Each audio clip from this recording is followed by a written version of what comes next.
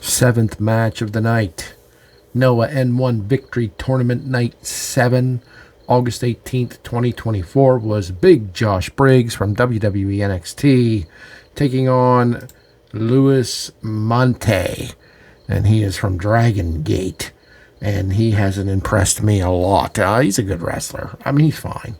But I don't know. I don't favor the guy. I don't know why. There's nobody in Noah that I hate. There's nobody who wrestles in Noah that I'm going to say, oh, I can't stand them. Or no. If you're in Noah, you are good. If you're in Noah, you have earned it. If you're in Noah, you've earned my respect. But I don't want to see him doing well. Okay, you know what I mean? He's just not my style of guy. If you're going to send someone over to Noah, make it someone like Josh Briggs. And I love this match because this was just Josh Briggs beating the living hell out of Monte. Now, Monte had a few hope spots, 3 or 4.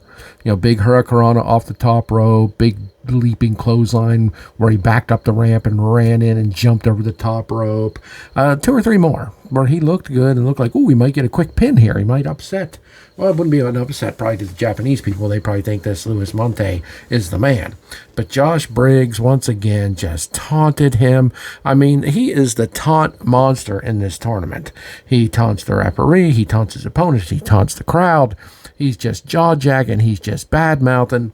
And he's in there delivering his big running boots, his clotheslines, his chops. He just lifts Monte up and drops him on the ground, slams him on the ground, and then looks like he's kind of bored. I love how they're presenting Josh Briggs in this tournament. I loved how he was presented here. Monte looked worried the whole entire time, so he played his role nicely. He looked concerned. He looked to the crowd. He looked to the camera with an expression that said, how am I going to beat this guy? Because even when he did chop him down, even when he did cut him down a little bit, Josh Briggs recovered quickly. It didn't hurt him very badly.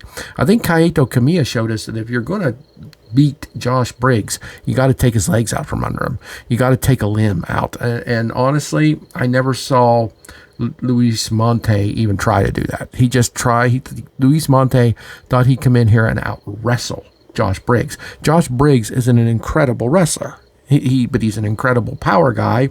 He's an incredible strong man who can wrestle, and he doesn't have to have all kinds of moves. He will just beat you down, slam you down, step on your skull, and crush it.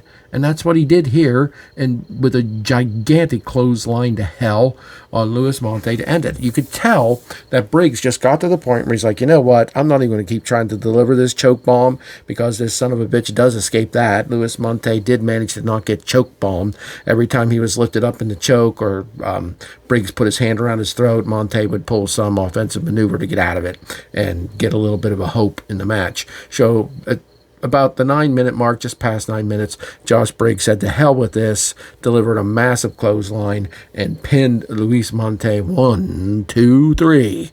Josh Briggs walks away with 8 points. He's up near the top. 8 and 9 points at this point of the tournament has you at or near the top. Monte remains at 6. I really enjoyed this because I just liked watching Monte get beat up by Josh Briggs.